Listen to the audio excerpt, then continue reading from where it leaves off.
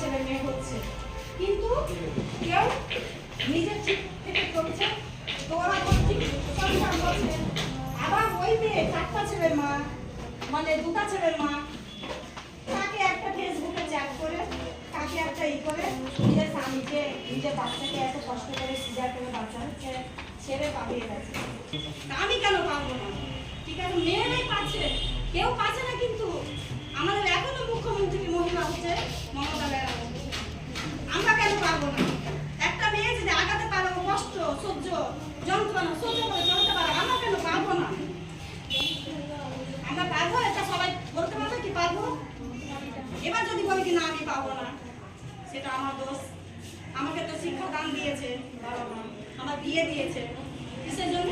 আমাকে সংসার করে খাওয়ার জন্য। আমি যদি একটা অপর ছেলেকে বিশ্বাস করে চলে গেলাম, তো কার দোষ ওটা?